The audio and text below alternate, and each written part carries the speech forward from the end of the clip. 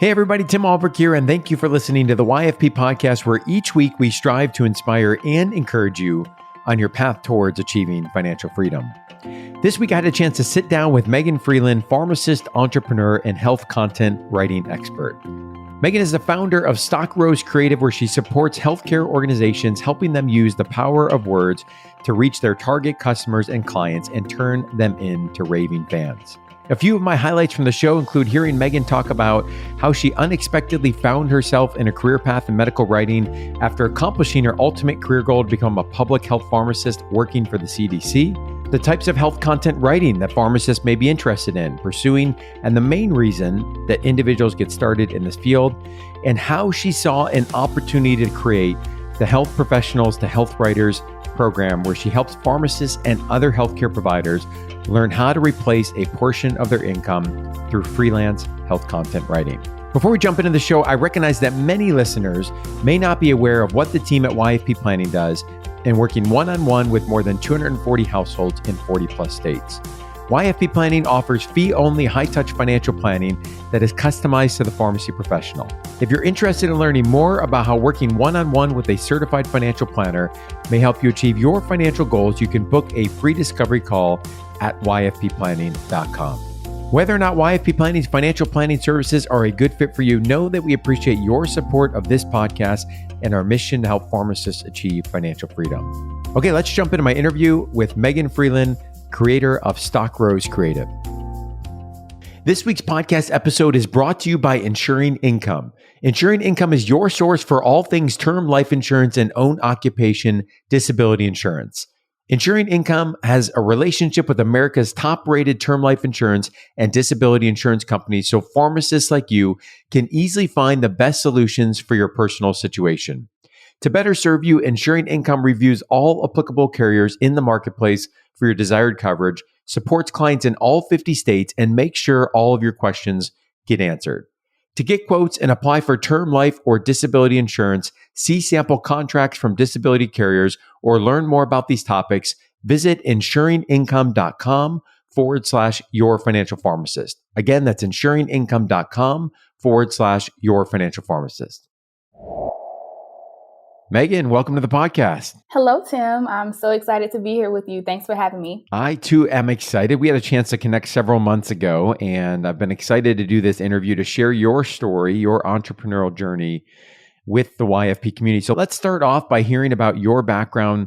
Where did you go to pharmacy school, and what ultimately was some of your interest in going into pharmacy in the first place? Great question. And thank you for orienting me with this question, because whenever I get that background question, I'm like, where do we start? So I went to undergrad at Emory University, and then I stayed in Atlanta for pharmacy school to attend Mercer University. When I went into pharmacy, I did not necessarily go into the field with the intention of practicing in the traditional sense.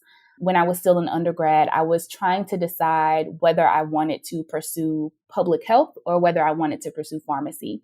And I was encouraged by family members, my mom namely, to go into pharmacy because she was frankly disappointed that I decided that I did not want to go to medical school anymore. And her thought was, well, at least if you go to pharmacy school, you still come out with a doctorate degree. So I listened to mom and I chose to go to pharmacy school, but I still had that public health bug in the back of my mind. And so my goal was to figure out, okay, how can I apply the experience, the knowledge that I gained through this pharmacy program to a public health setting? How can I become essentially a public health pharmacist when I leave?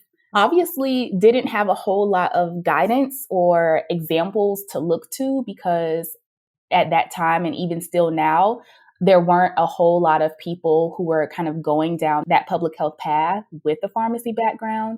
So it was very much 4-year period of trial and error and kind of figuring out where I landed and how I could make that happen. And what I noticed was that all of the opportunities that I was taking part in to try to enhance my candidacy for being in a public health space, all of those roles and opportunities involved writing in some way. So once I noticed that pattern, I decided, okay, well, this is kind of naturally the course that I'm going along. So I'll just keep doing this and see where it takes me. It's really interesting, Megan. I think it's rare that someone goes into the pharmacy degree with the thought of a non-traditional career path these days. One of the things I'm really passionate about is that my hope is that we can begin to see the PharmD education as being more of a gateway to many different opportunities and, not just one or two different pathways, which folks may typically associate with. So I think that's really neat to hear that someone entered in with that non-traditional path in mind. Let me ask you a follow-up to that then. As you went into pharmacy school with a specific interest in public health, which isn't a surprise, right? Emory University is known for their public health training. What specific opportunities did you look for in pharmacy school to further explore and build upon that interest? Was there student organizations? Was there specific internships or rotations you were able to get more experience? Tell us more about how you were able to foster that interest during pharmacy school. Oh, yeah. I love that question. And yes, that was not coincidental at all. Actually, I'm originally from Columbia, South Carolina. And in the 9th grade, my magnet program, we took a field trip to Atlanta. And during that trip, we toured Emory and we also toured the CDC, which is right next door to Emory. And so in the 9th grade, I decided when I go to college, I'm going to Emory University and I'm going to work for the CDC. So it kind of was like a full circle situation. But when I got to pharmacy school, I noticed that a lot of the extracurricular opportunities, the clubs, the programs, they were all pharmacy related. And so for me, I felt like, yes, I could do these things, but will they really help me in the public health setting? Like I'm going to have the degree that takes care of my pharmacy qualifications. So I felt like anything that I was doing outside of going to class and taking tests needed to be more specific to public health in some way. And so because of that, I was actually looking for opportunities outside of my school's ecosystem, because those were not what I felt like I needed to increase my candidacy for public health. So I looked at community organizations. I ended up volunteering at a center called the Feminist Women's Health Center in Atlanta. They do a lot of education around sexual and reproductive health. And I ended up volunteering on their health and education training committee for all 4 years of pharmacy school. I looked into the CDC to see what types of internships or fellowships they offered that pharmacy students were eligible for.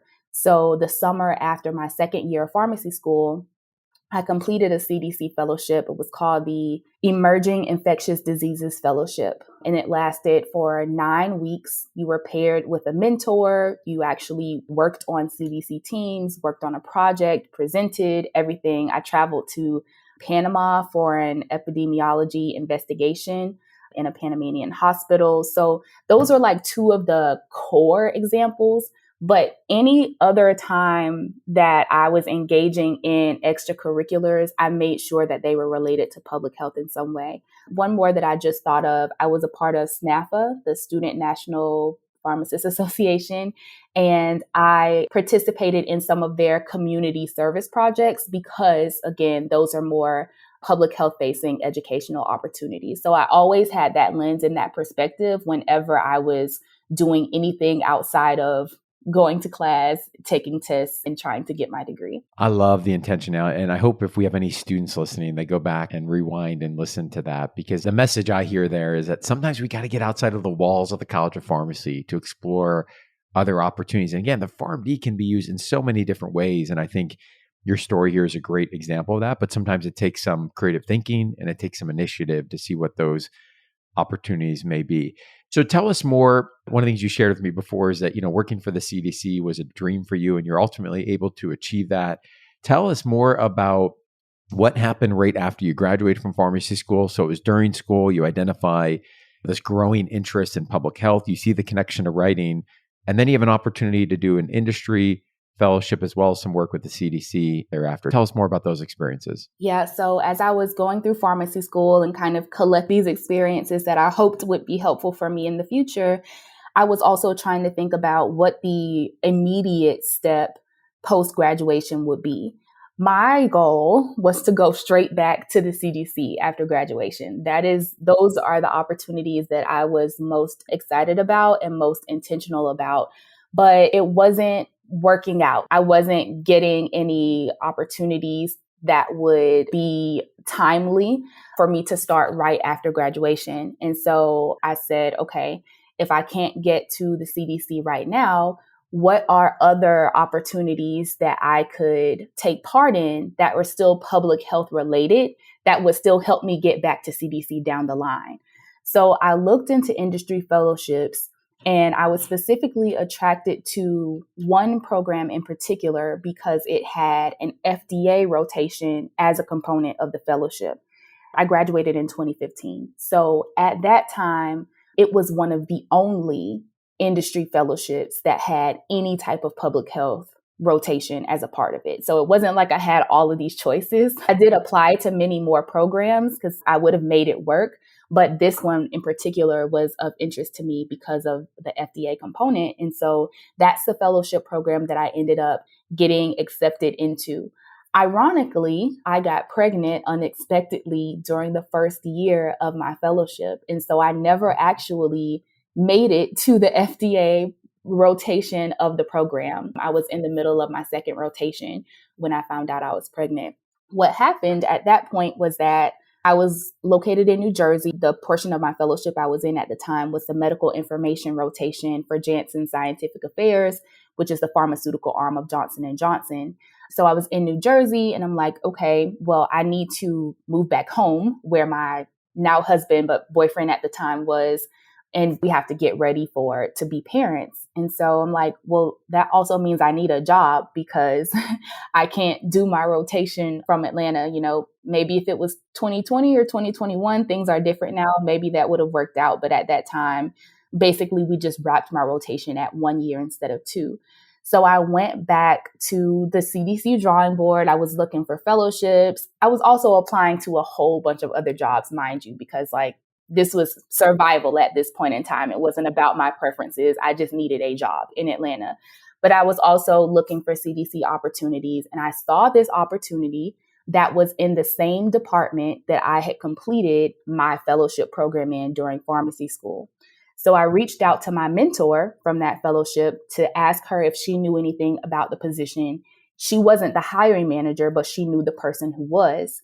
And so she connected me with that person. I went through the application, the interview process, everything, and I got that position.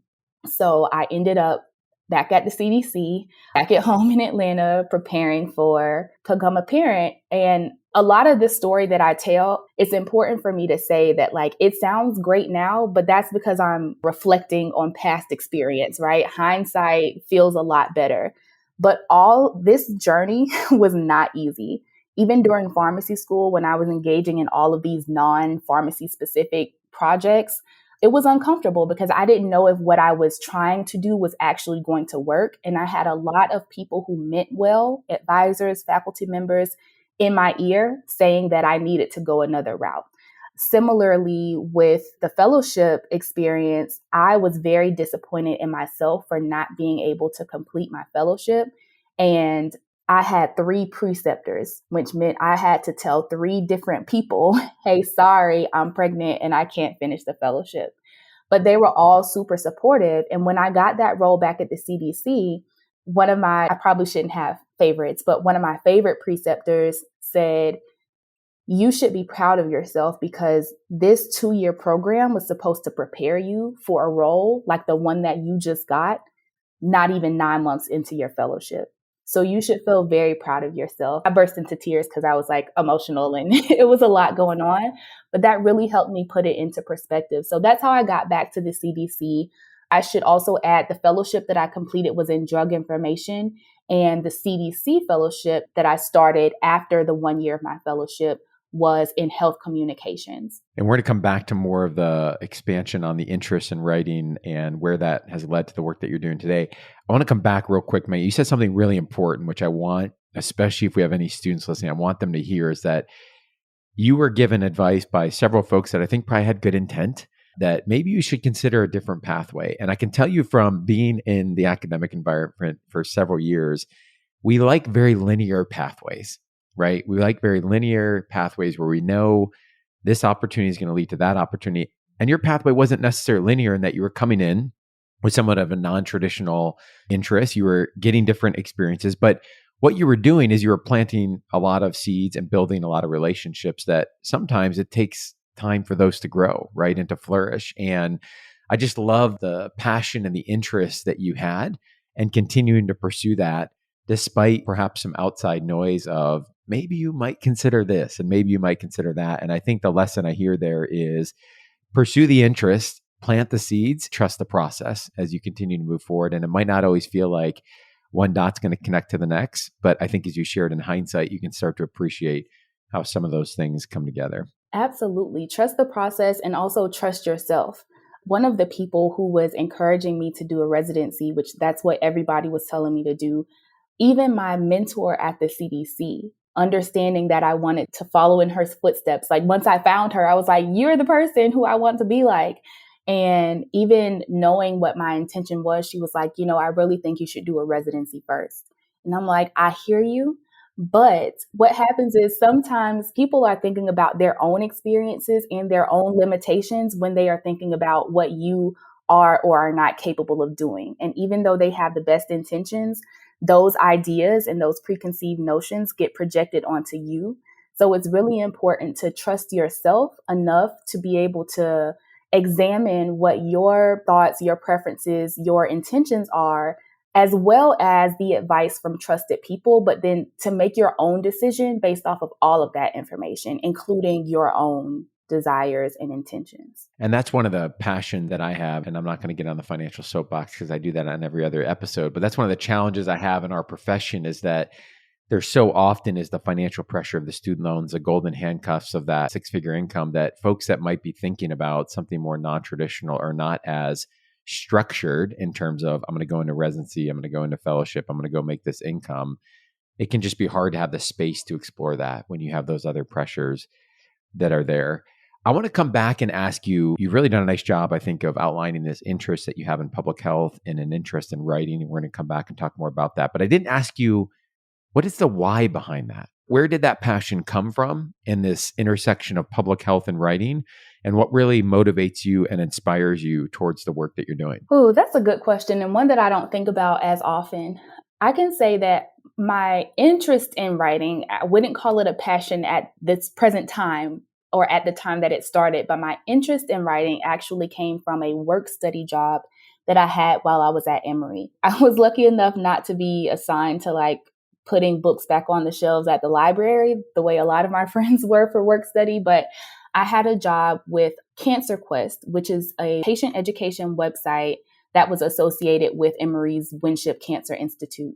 And my role for Cancer Quest was basically to update and write a lot of the patient education information that was on the website. And so that was like a huge directory of all these different types of treatments, preventive measures, therapies for different types of cancer. And so I had to do a lot of research and write information that could be interpreted by the general public. It was kind of my first taste of health communications, but I did not have the language to be able to say, this is what this is. I would say from that point, that kind of planted the seed for my interest in medical writing and health communications, although I didn't realize it until probably a decade later.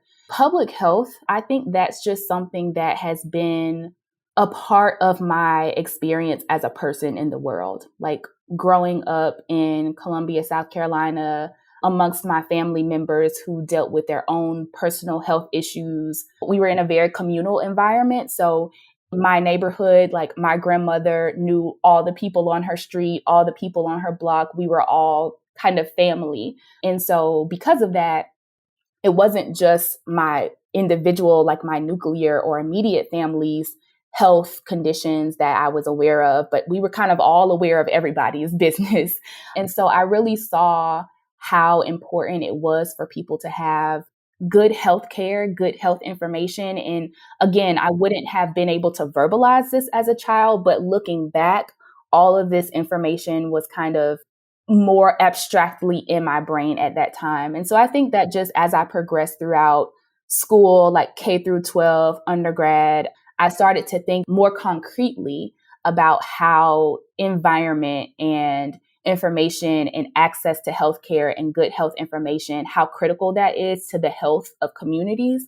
And I think that also just kind of as a Black woman in the world, that level of awareness that comes with that lived experience as well. Public health was just something that kind of called my name. So when I went to that field trip in the 9th grade and toured the CDC, I think that was probably the first time that I was able to connect the actual field of public health with all of that previous life experience that I just named. Admittedly, Megan, my knowledge related to medical writing, health content writing, we've used our term health communications, is pretty elementary. And I've seen these terms used in different ways.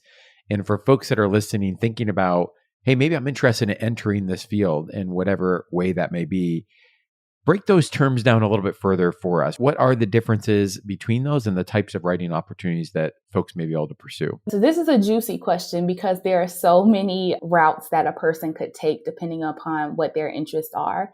So if we kind of back up and go to the most high level area of this, when we talk about medical writing, like you, many people are using that term interchangeably. Some people might describe what I do, health content writing, as medical writing. It's not that there is anything wrong in particular with using that language, but I think what some people don't realize is that medical writing is more of an umbrella term that could actually describe a lot of different types of writing. Same thing with health writing. So when I talk about broadly and holistically, this space, you will sometimes hear me say medical and health writing. That's because those are the broadest terms that describe all of the individual types that come down from that.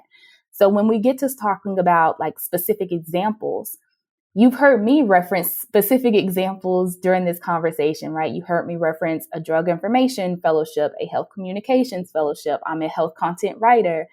It really depends on who is the audience and what style of writing is being done. Those are like the two big buckets that can kind of help differentiate the different types of medical writing.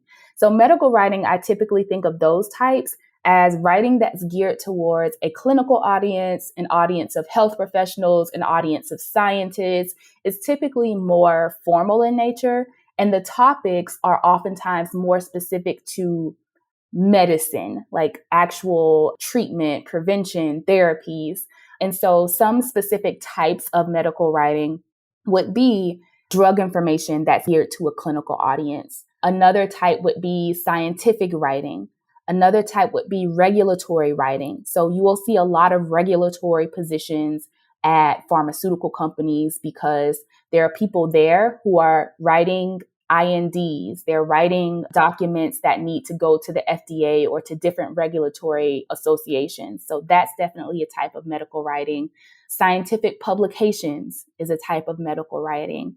Medical communications. So these are companies who are sometimes contracted by pharmaceutical companies to create materials to educate other health professionals, right? So if you want to put together a slide deck or a poster presentation to present at a conference, that's often happening at medical communications companies. So all of those are examples of medical writing, which is oftentimes, again, more formal and geared to a clinical or health professions audience. Then on the other side of that, you have the other umbrella term of health writing. Health writing, I typically think of as geared to a more lay or general public audience. And the topics are not always so scientific or medical. They could be more wellness oriented or more health oriented, but health oriented from the standpoint of how does an individual person apply this information to their actual life?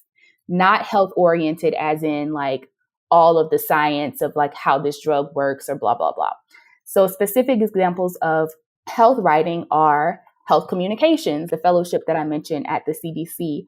In that position, I was basically like a liaison between our research team and the general public. So when they would come up with their research, I would create fact sheets, blog posts, maybe sometimes op-eds, talking points that could go on the website that regular folks could understand.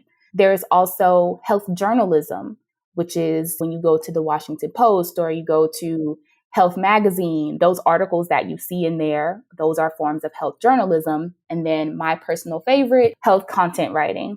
We'll probably dive more into content writing, but broadly, content writing is information or education that's presented online in most cases that helps someone solve a health problem or answer a health question. One of the most common ways that content writing becomes visible is when you go to Google, right? If you're a new mom at 4 o'clock in the morning and your baby's not latching and they won't go to sleep, and you go to Google and you say, help, my 4-month-old isn't latching. The information that comes up, some of it might be like forums, parent forums, but the articles that come up, oftentimes those are examples of health content writing because they're helping you answer a question or solve a health problem that you have. That was great, man. Probably the best explanations I've heard. And I know you have my mind spinning of, okay, if I'm thinking about this as a potential, side hustle, career opportunity, okay, what are the different ways?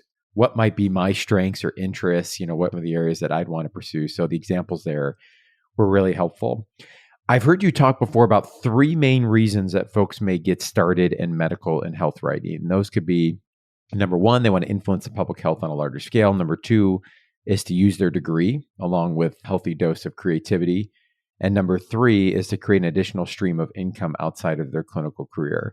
My question for you, knowing that you coach many other pharmacists and other healthcare professionals that are exploring this area of writing, do you see one of those resonate more than the others, or are folks often entering into this space because of all 3 of those or some combination of them? That's a really good question. I think most people I'll answer this question in 2 ways. There are people who are interested, and then there are people who take the step to pursue. Those are oftentimes 2 different types of people. So people who are interested, of course, can have any of those 3 reasons could be relevant, but I find that oftentimes the biggest draw is the additional stream of income. But what happens is once they realize how much work it actually involves to get to the point where they are qualified to be a health content writer, only having the interest of an additional stream of income is not enough. It's not a strong enough why, right? No, It's not at all, because the return on investment, yes, could be there because you can make a whole living off of health content writing, and plenty of people do. But to get to that point where you can even do that, the time that it takes to learn the skills, to create the portfolio, to go out and find clients, only being motivated by the money is oftentimes not good enough. And so the students that I work with, and even pharmacists that do decide to pursue health content writing, but they choose another route or aren't necessarily in my program, I find that there is more of that interest in really influencing public health and utilizing their degree in a way that brings them fulfillment and joy and the opportunity to actually educate people, which is something that we are often sold on during pharmacy school. But in reality, in real life, once you get out into the workforce, sometimes is not really a major piece of what you're able to do in your workspace. So a lot of the students that I work with express to me that, of course, they'd love to have some extra money because you said it earlier, loans and debt and family. But what they're really looking for is a way to find more fulfillment and joy within their profession.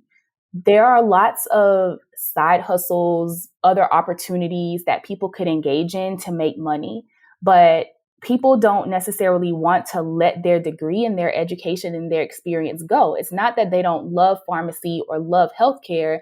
It's that maybe they don't love the way that they have to execute it in their full-time roles. So if there's a way for them to still use the background that they have in a more fulfilling and impactful way, then they're very into that. So well said. I often say and feel myself that forward progress and growth is such an important factor for us as individuals and human beings, that we have a feeling of growth, that we're developing ourselves. And I think for many pharmacists that maybe are feeling stuck, or they aren't feeling that growth, or they aren't feeling like they're using their degree to their full potential, that can be a suffocating feeling. And I often say that side hustles, income, that's a nice symptom. But really what we want to be focusing on, I think in part and not overlook, is what's the motivation? What's the purpose? What creative outlet is this providing? And that's a hard benefit to measure, but don't underestimate it because it's so powerful, especially if you feel like you're in a situation where you're stuck. It's so powerful to feel like you're growing, you're developing, and you're moving forward. So let me ask a question I'm sure you get all the time, which is, can I work full time doing this? Like, is that a viable pathway to grow a medical writing business? Yeah. So I say that the answer is emphatically yes.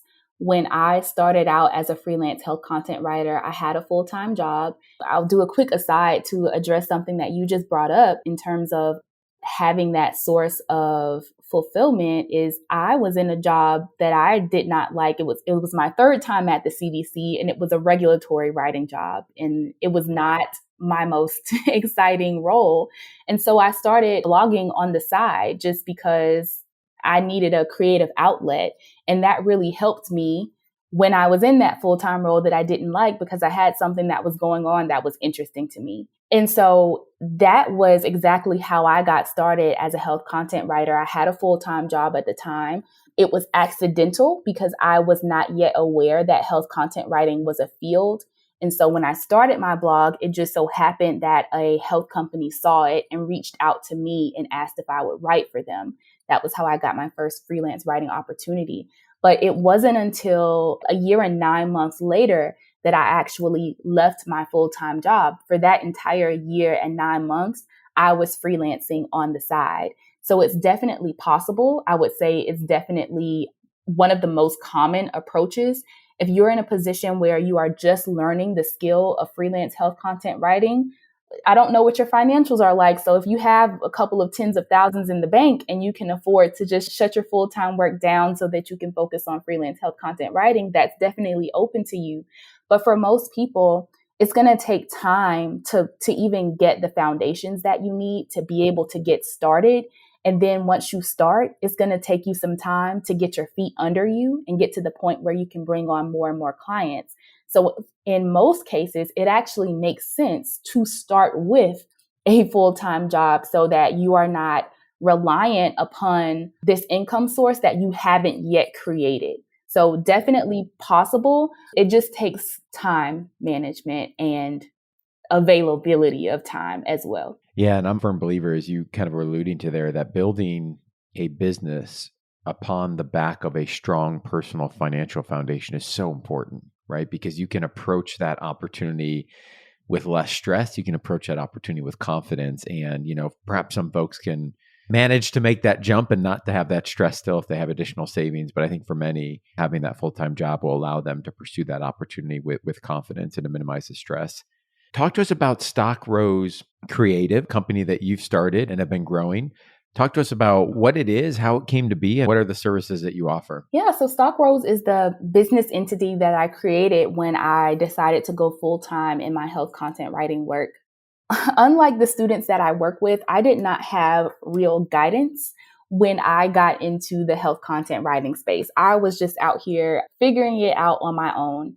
And so because of that, I dabbled in a lot of different types of writing through Stock Rose before I landed on health content writing solely, and before I got even narrower in the specific types of writing services that I was offering through health content writing. So today, what that looks like is I offer blog writing and video scripting services, particularly for digital health companies, and especially if those digital health companies have audiences that are primarily Black, or they have portions of their audiences that are primarily Black. And the reason for that is because content writing is a very small piece of content marketing. It's a much broader process. And so a part of what you have to do if you're interested in being a freelance health content writer is you have to understand how that fits into the broader process. With that, strategy is a part of the process that has to come before writing. And sometimes companies, they do not have that strategic part in-house. And so I consult with them to say, hey, if you have audiences that are Black or primarily Black, you're going to have to develop a different content strategy in order to actually have content writers that are writing effectively for those audiences. So that's the core service that I provide, but it did not start out that way. It was much more loose and difficult to define because I was figuring it out as I went along. So that's kind of the service part of my company. And then the coaching part of my company, I'll kind of give some context to how that came about. I really sat down one day and thought, like, what is the theme of my professional career? Like, I've had a lot of different roles and they've all had writing in common. But beyond that, like, what kind of links everything together? And I realized that in all of my past, fighting health misinformation and putting out good health information has been the theme that connects everything together and is what I'm passionate about and what I want to continue doing into the future. And so if I want to fight health misinformation, which is just getting more rampant by the minute, it seems, I'm not the only person who can or should be doing that. There are more people, and specifically healthcare providers, who should be doing that.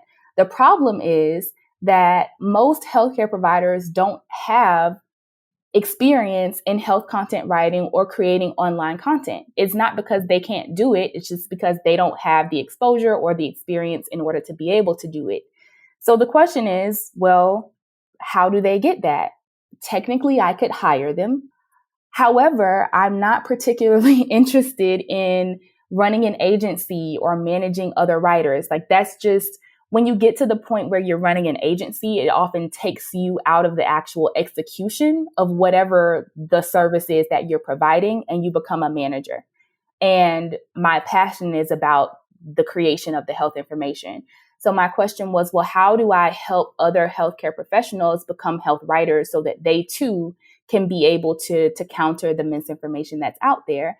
And so I decided that creating this Accelerator program called Health Professionals to Health Writers, where there is didactic teaching to make sure people have the foundational knowledge of content marketing that they need, where they're able to create the portfolio of samples that they need to actually get freelance gigs, and where they actually build out the business processes they need to know how to go out and secure clients.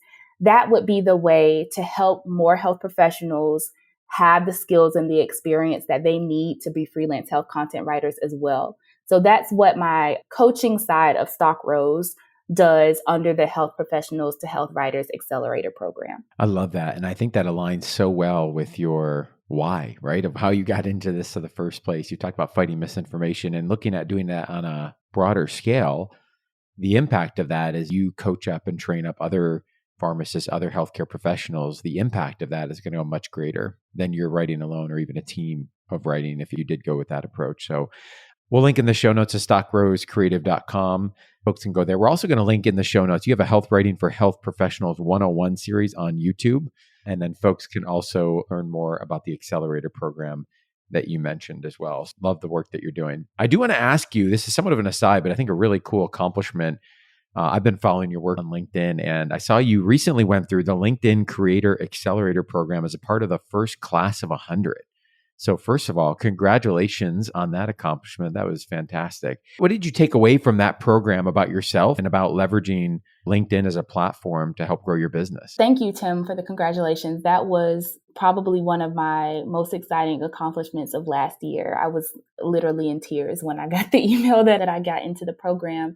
And I do also have to shout out Brian Fung, who was the one and only other pharmacist in the first 100 with me. So we had a great time. I think the most important thing that I took away from that experience was how important it is to really be intentional about the content and the information that you're creating, not just on LinkedIn, but online in general. And that may sound odd because that as a health content writer, that's exactly what I do. But I think the most important part here is thinking about there's always an audience that you are sharing information to. If you are ever creating any content, whether it's health content or social content or anything, if you're creating that just for you, then you're really missing an opportunity to connect with the people who are following you and watching you and listening to you, because they oftentimes have different perceptions, needs, preconceived notions than you do. And so whenever you're creating content, this applies to health content writing as well, you really have to be less focused on what you think and what you already know, and really dive into what your audience thinks, what they do and don't know, so that you can create that content in a way that helps address their questions and help solve their problems as accurately as possible. You are not necessarily a reflection of the people who are trying to learn from you. If I were creating content on LinkedIn just for me, I would be going over the heads of so many people because I've been a content writer for 5 years. There are people, pharmacists, who are coming across my account who've literally never heard of health content writing before. Students that I've worked with are like, I did not know what this was until I saw your post. So if I'm not keeping that in mind and really trying to get a sense of where people are, then I'm missing the point. And the same holds true for any type of content that you're creating for any reason, paying attention to what your audience thinks and what they need. And I hope folks, if they're not already following you on LinkedIn, they'll be able to see that in action. So I hope they will. We'll link to that in the show notes. Megan N. Freeland, Freeland on LinkedIn. All right, my last question here for you, Megan. You had a post on LinkedIn recently that caught my attention, and I didn't prep you for this question, so this is going to be a good discussion. But you said, quote, when you've worked so hard to get to a certain point, people may tell you to just be grateful that you've made it there. The sentiment implies that asking for anything more is mere greed. To that, I say, don't you dare dim your light for anyone else's comfort. You can be grateful for your journey without having to stay there. We are all allowed to grow, mature, and evolve. Going after the career you want and the life you desire is not selfish. It's your right. And most importantly, it's within your power to do. Tell us more. Okay, hearing that read back to me, that kind of got me in the heart a little bit. This kind of goes back to what I alluded to before about trusting yourself and recognizing that people might have your best interests at heart, or they might think that they do, but they will also set limitations on you based on what they think is possible and what they think is fair and what they think is possible for them to do. So sometimes when you've worked really hard to achieve this goal, let's say the goal is just graduating from pharmacy school, that might have been an expectation that either people didn't have for you or people don't have for themselves. And so when you get to that point, and if you turn around and realize, I'm proud of myself and I'm glad that I accomplished this goal, but I don't feel completely settled, right? I still feel like there's something out there more for me. I still feel like maybe I'm not in the exact place that I should be. Maybe I'm close, but maybe I'm not quite there. If you express that feeling to people, there are people who might say, what are you talking about? Like, you're a pharmacist. You graduated. You should be grateful. I'm over here doing XYZ. That's not as cool as being a pharmacist. You have nothing to complain about. And that's not about you. That type of response is not about you. That's about them. And so my advice to anyone in this situation is your life is not anyone else's. Your life is your own. No one else is responsible for what you do. No one else has to live with your decisions or your choices. And so regardless of how people respond to your discomfort or your feelings of unfulfillment or whatever it is, know that you are deserving of having the professional trajectory, having the life, having the career, having the whatever that you decide you want. That's within your control. That's within your power. And frankly, it's not for anyone else to comment on at all. But if you say it to people, they will comment. But just keep in mind that you determine all of that stuff. You determine the trajectory, and you don't have to feel guilty about that because it's your life and you're the only person who's responsible for it.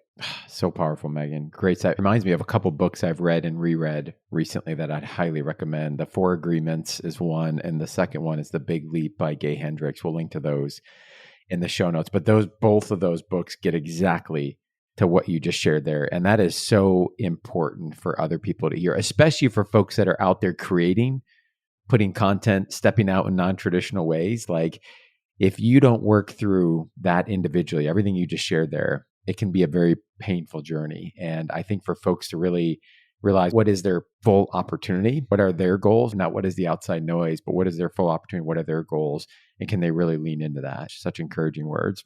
Well, this has been a lot of fun, and I'm so grateful that you've taken time to come on the show. Where is the best place that folks can go to follow your work and learn more about what you're doing? Thank you for having me, Tim. This was a wonderful conversation. It's been a while since I did a podcast, so I thought I was going to be a little rusty, but you made it really smooth, so I appreciate you. The best way to reach out to me is really via LinkedIn. We've talked about LinkedIn a lot. I'm on there every day, so if you listen to this episode and you want to learn more about health content writing, or you just want to say, hey, or you want to ask follow-up questions about anything Tim and I talked here, just find me on LinkedIn and shoot me a message. I love having conversations with folks there. So that's how you can reach me best. And I look forward to chatting with you. Great stuff. Thank you so much, Megan, for taking the time to come on the show. We really appreciate it. Thank you, Tim. Before we wrap up today's show, let's hear an important message from our sponsor, Insuring Income. If you are in the market to add own occupation disability insurance, term life insurance, or both, Insuring Income would love to be your resource. Insuring Income has relationships with all of the high-quality disability insurance and life insurance carriers you should be considering and can help you design coverage to best protect you and your family. Head over to insuringincome.com/your financial pharmacist or click on their link in the show notes to request quotes, ask a question, or start down your own path of learning more about this necessary protection. As we conclude this week's podcast, an important reminder that the content on this show is provided to you for informational purposes only and is not intended to provide and should not be relied on for investment or any other advice. Information in the podcast and corresponding materials should not be construed as a solicitation or offer to buy or sell any investment or related financial products. We urge listeners to consult with a financial advisor with respect to any investment. Furthermore, the information contained in our archived newsletters, blog posts, and podcasts is not updated and may not be accurate at the time you listen to it on the podcast. Opinions and analyses expressed herein are solely those of your financial pharmacist unless otherwise noted, and constitute judgments as of the dates published. Such information may contain forward-looking statements which are not intended to be guarantees of future events. Actual results could differ materially from those anticipated in the forward-looking statements. For more information, please visit yourfinancialpharmacist.com/disclaimer. Thank you again for your support of the Your Financial Pharmacist podcast. Have a great rest of your week.